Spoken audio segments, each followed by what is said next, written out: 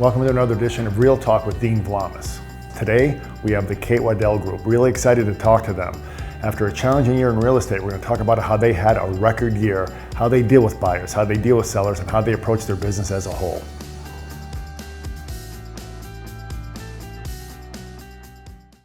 So, hello everyone. Welcome back to another edition of Real Talk. We are really excited today. We have the Kate Waddell Group, a rock star group that's really made their way in the industry. So, what we're going to do is get some feedback from them of how they succeed, how they work, and how they go about their business.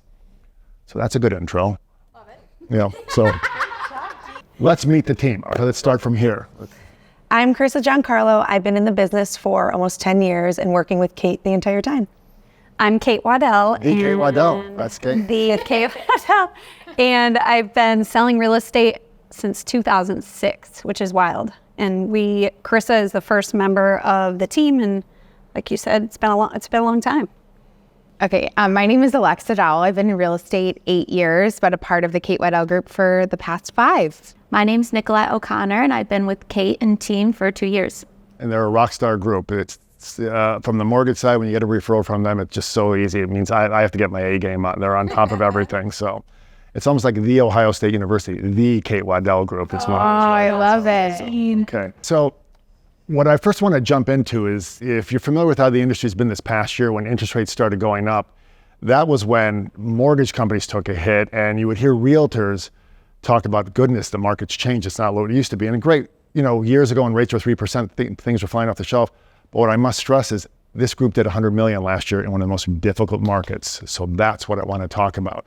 So I guess the question, how did you do it, is too general, but let's just talk about how you work. I mean, because that's an incredible feat. So congratulations, everyone. That's a big deal. Thank you.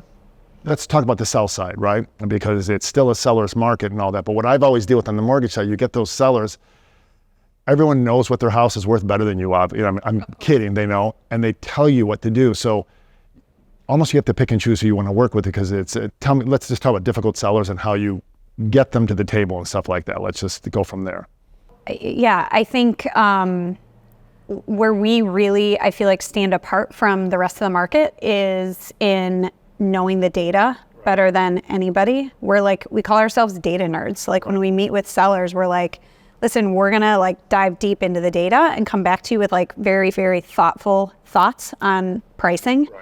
Right. And I feel like most sellers have an idea or a range of where their home is worth, but we do a really good job of educating them and giving them all of the data to look at so that we can put together a really good price for the market. Because I think that's the biggest mistake a seller could make in today's market, especially. But what if they have another agent saying, well, I could sell it for this much, and and that happens. That happens. And that is happens that for sure. When to walk away type of thing, because they come back? Okay.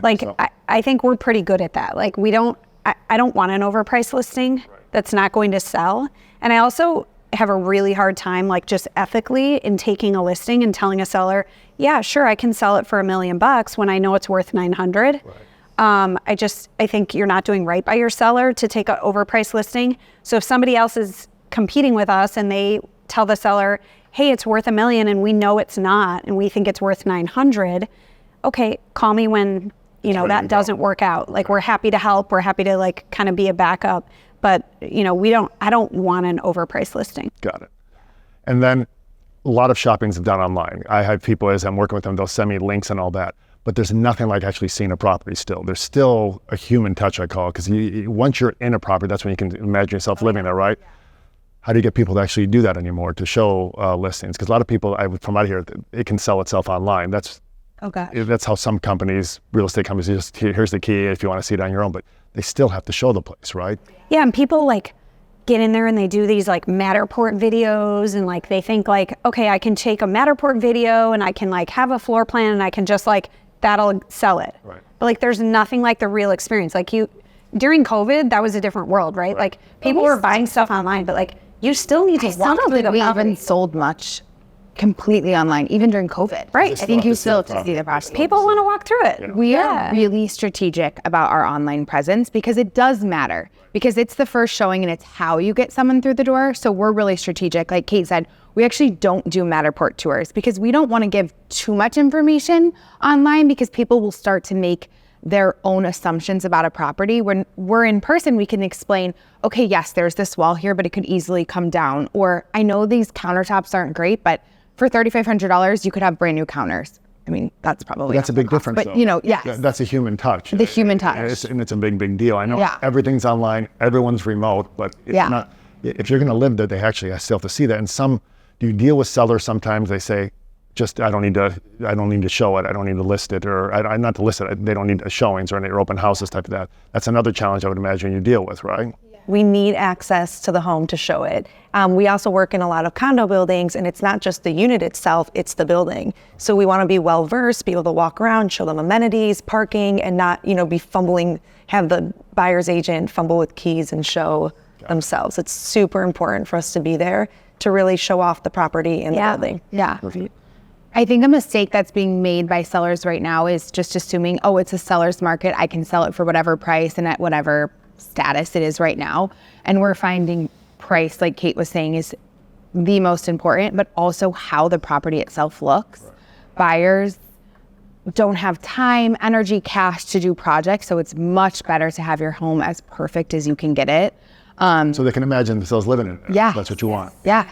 So Alexa, how many of our sellers would you say give you pushback when you walk through and you're like, hey, these cabinets are cherry, they're from 2006. Everybody could walk in and be like, yep, these were done in 2006. Like, it's very easy to figure out the date on a kitchen. Yeah. And we'll say, hey, listen, let's freshen this. Let's do that. How many of our sellers would you say out of 10 are like game on, let's get it done. They trust us, versus how much pushback do we get? I would say most give us pushback. Even the sellers that say, oh, we'll listen to whatever you say, then they get the price of what it costs to maybe paint their unit. And then they're like, oh, I don't know.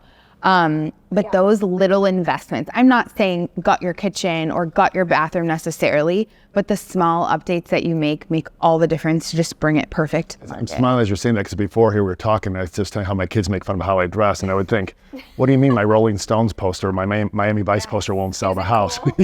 I'm a Stones fan. Aren't the Stones the greatest rock band? But again, that's what you would deal with, like, get that down, or type of thing. So. Go ahead. Well, we go in and do a staging consultation before using their own things. So it's free to kind of take things down, move a furniture piece, add some pillows, all that makes a difference. But you're giving an objective perspective rather than, hey, my perspective. Yeah, like, mine listen, doesn't matter. We're in the market every day, right? Like, you don't go into your doctor's office and tell him how to do surgery or tell her how to, pull, your teeth out.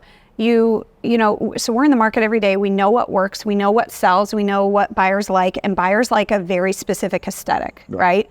And so we think we're really good at being able to tell a seller, like, listen, we're going to take your Stones poster down.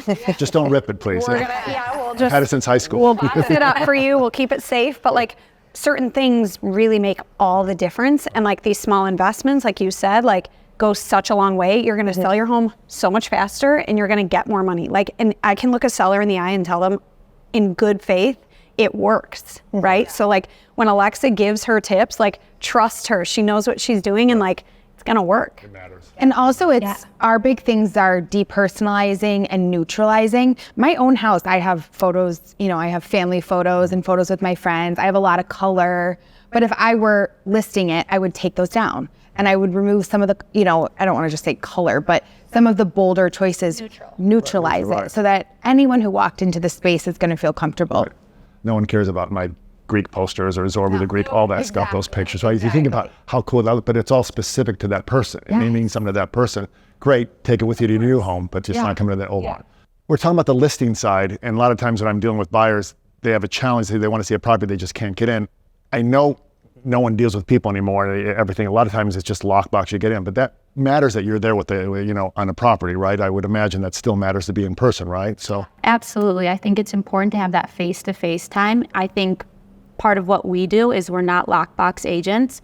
We're there for every showing. Alexa hit it, but we like to explain things. We like to say, hey, here's this. You can make these changes. Not every listing is going to be important. So us being there to explain certain things is really a priority to us and our team. But this group did 100 million last year, and it's really the simple things you're still paying attention to. You know how over years that, oh, you can sell this and everything's gonna be on the internet, but you're just going back to basics. It's that personal touch, like you said. You're gonna be there for them. It's not a lockbox agent. You're gonna be there every time because it matters. That little communication matters in all aspects. So that's a big deal, I think. Yeah. So. And I think it's like people call us and say like, how, my gosh, how did you guys sell 100 million? How did you guys, there's no secrets. Like we work hard. Right. That's it. Yeah. It's like very, very simple. We work hard and we do right by our sellers. So you mentioned authenticity. That's almost, it's just like just being yourself, which means your people like working with you is what it is. You're not selling them. You said you're not sell. You're not trying to push them. Their best interest or your best interest in the long run it takes. Like that's what I think you were talking about, right? Yeah. Oh, well, I think the biggest thing for our team is authenticity. So having that face-to-face time and not being like sell, just realizing that you can show your personality through this listing and how that kind of translates into the sale. I want to pick up because same thing happened. So I left teaching about 10 years ago and I went into real estate and my mom said, oh my goodness, I can never picture you in sales.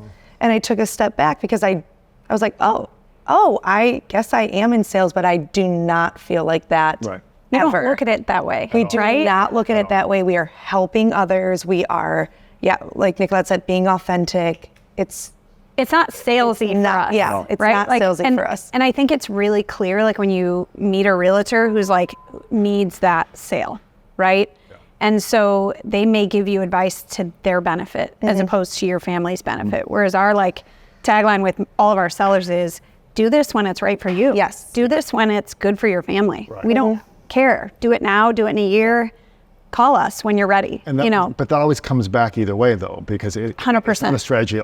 It's just who you are, but it'll come back to you eventually. So Yes. I don't count how much money I make on a deal. I just want my clients to come back. And Exactly. Come back. And Yeah. that's how it looks at it. So, that's And we've talked about it too. I think it's a huge turnoff for buyers when there's a super salesy agent. Yes. You know? Right. Yeah. So on the buyer side, which is when I deal with them on a regular basis, the big question we've got in the past year and a half is when interest rates have gone up, I would get situations, well, I'm going to wait till rates go down, or is this the right time to buy? And I tell people, if you're asking me, the mortgage guy, if this is the right time to buy, my answer is now is the right time because you're already there. The big thing about waiting for rates, which doesn't make sense to me, let's say you buy now and the rates, you want to hold off and rates go down in a year and you say, yes, I got the lower rate. Well, you lost a year of appreciation. And just look up historically Chicago, how much money that cost you, which means you had to pay more for that property. And even if you bought at the higher rate, remember, Illinois is a really inexpensive state to refinance in. You're going to refinance within a year, so it's the best of everything. So that, for me, from my perspective, if you're looking, now is the right time to buy because I'm a big fan of real estate. So when you have those buyers who are worried about something like that, how do you deal with them? Like you said, you don't want to push them if they're not comfortable, but it's information and what you want to give them, right? I feel like every buyer asks us, should I be buying now or should I wait? And like you can't time the market, right? Like I can't predict the future. Like that's crystal ball type stuff. Right. But I agree with you wholeheartedly. Like right now the inventory is so light, it's hard to be a buyer. It's like stressful to be a buyer. But I don't know if inventory a year from now is going to be dramatically better, right? Mm-hmm. So if it makes sense for you to buy financially, and that's a conversation between you and Dean, right. That's a conversation between you and your financial advisor, I don't know that I would try to play and time the market because right. That's crystal ball. Correct. Right? Right. I love what you say because I've taken this into what I say with my buyers too, especially in this day and age and how much we're learning from the internet and just being so focused on it being this huge investment, I think, or like making a ton of money on the back end and equity and all this, it's really straightforward. If it's a great investment, you can't time it out. If it checks all your boxes and you're ready to buy, that's right. Your answer right there. Correct. Yeah. And then, so there is, coming from the trading floor, you're not going to buy the low, you're never going to sell the high. So stop obsessing about things you can't right. control. Yeah. Right. I also think you definitely have to work with an expert because you can watch a clip online and say, there's no inventory. But actually, Chicago's very hyper local. So there's an abundance of inventory right now on the Gold Coast. There's none in Lincoln Park. They're 5-minute drive from each other. Right. So you need to work with an expert to kind of understand the nuances. One street's different than another. Give you a perspective too. Yeah. So, right. Right. Well, there's no inventory. That's easy. Hey, you want to ask, well, there's no inventory. That's what everyone says. Yeah. You're way behind the curve. I get that too. Yeah. So. And we do a really nice job keeping our buyers feeling good and positive in this market. We provide a lot of off-market opportunities, and also we pride ourselves in having really great relationships with the other industry players and put our a big best deal. foot forward. Right, coming from the Kate Waddell team, being represented by them, that speaks a lot to the seller side too. That helps. That's an added benefit, I would say. Sure. So. We see it often. We put our contract in with our name on it, with Dean's name on it, and we stand out. So challenging buyers, like in this market, when it is, things are selling for list or higher, when they say, I want a credit, how do you deal with buyers who, there's paint chipped, I want them to repaint, or I want them to do that? When the sellers don't necessarily have to do anything to sell, that's another part of the education process, I take it, right? We set expectations with our buyers before we even go see the first property. So we have a buyer meeting with them. We go through a really nice buyer timeline that's visual, and we go through that exact scenario, what it looks like, having an inspection, if it's as is, if it's not as is, and the types of things you can ask for. So we always try to set those expectations before getting into it. Okay, so again, with buyers who are a little nervous because of the market, I'm sure you have a property you think this is ideal, not necessarily for them, meaning because I know how the market is, they may not get another opportunity for that. So how do you deal with that buyer? Do you actually, it's not pushing them, but like sort of wake up, right? I feel like buyers appreciate like being when we're very direct with them. Like my buyers will tell me. You get nervous about pushing them in that direction because you're not really pushing them. You're really giving them the information they need to know. I'm educating them, right? Like I see 50 more properties than they do a week, right? It's like we're in and out of places all day long, and they are in 3 places a week, right? So they just don't know. So it's our job to educate, right? And like Chris and I, former teachers, like that's just we just want to educate, right? So like if there's something where this is such a great opportunity, I'm like super direct with them about it. Like, this is a great opportunity. You should buy this. I think you're crazy if you don't buy this. And do you get nervous? Like you said, do you get nervous about telling them that? Because as you were speaking about the authenticity, if you're coming from that place, you're being real, you're just being who you are, you're not coming from that salesy position. You're saying, and this is what I've seen. So it's having that authenticity, which I think is important when you mentioned, then you opens that door up to be as honest with them as possible, saying, you don't want them to buy this place because you need the sale. I know what's out there. I think that goes back to our relationship with our clients too. It's a very personal relationship. So it's like they really want to hear our opinion on something. And I often find that our clients are like, what did you think? You know, and you have to be honest. And I mean, you're not going to go through like the minor things, like I didn't like that color or that. But when it's a thing. But they appreciate our perspective. We're the experts, like you said. Like, I do think it's a fine line though, because there have been times I've walked into a house and I'm like, this is what you should buy. And if they don't want to buy it, okay, that's their decision. I have told you my thoughts and why I think this is an incredible opportunity for you, but you have to do what's right for you. And I'm sure there's times they come back later and say, you know, it haunts you. It often happens when it's one of the first that they see. It's hard to wrap your head around buying the first one you walk into. Yeah, I get that. But sometimes the first one's the best one. I think that's the best part about like going through this journey with buyers though, is the first one they see that might be, hey, this is it, but they're just not ready yet. And then once they see like a couple dozen, they're on the same page with you and they realize they're like, okay, I see it. Like this is the one. So we're talking about, so as I mentioned when I introduced them, they did 100 million. So the question is, how did you do 100 million in a market like that, right?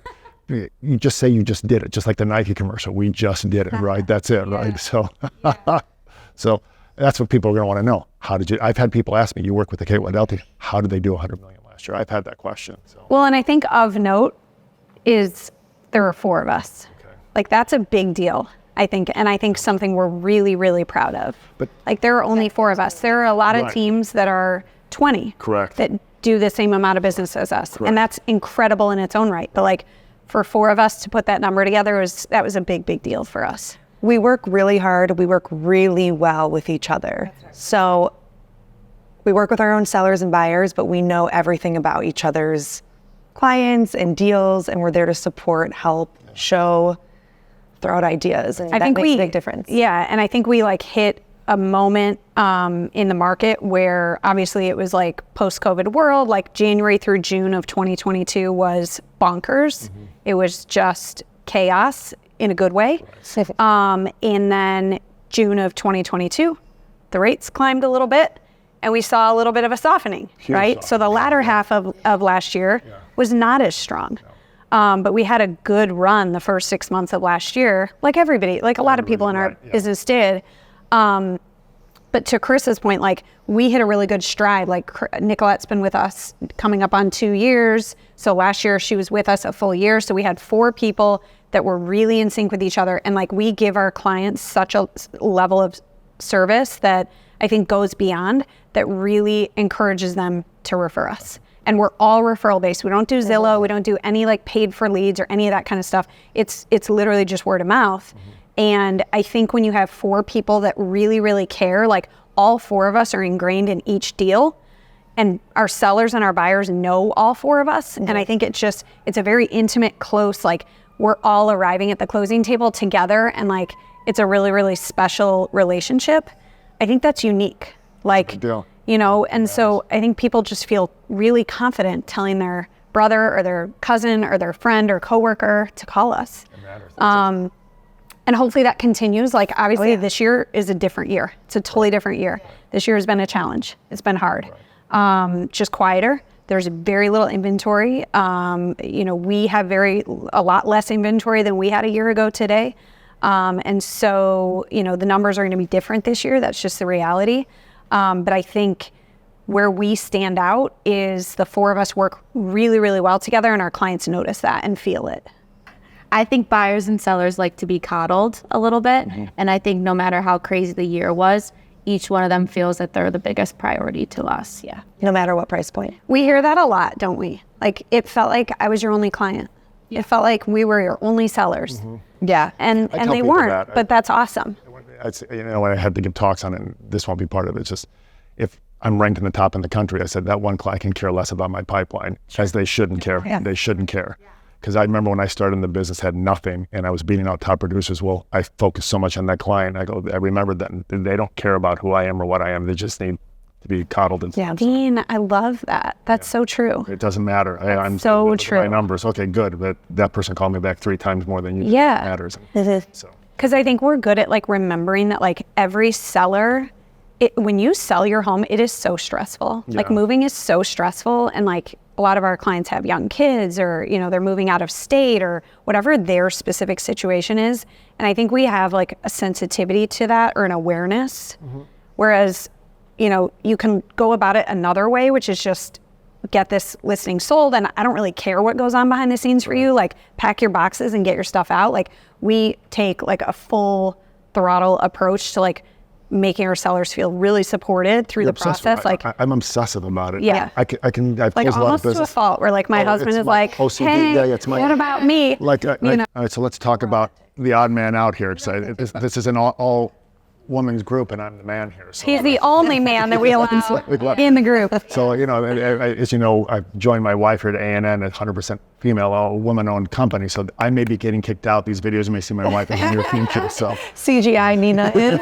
So talk about that, how that's impressive too. So when I joined Kate Waddell Group, I was, you know, looking at a few different teams, and one of the biggest things that stood out was it was an all-girl group, and women-led, women-run. I think that is huge. I think it's a great priority, and I think it translates really well into our clientele.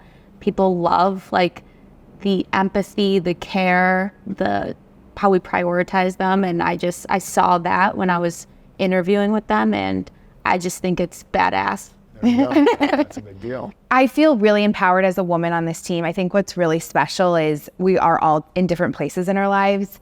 Carissa had her first baby last year. Kate's a mom of 2. Nicolette is newly married.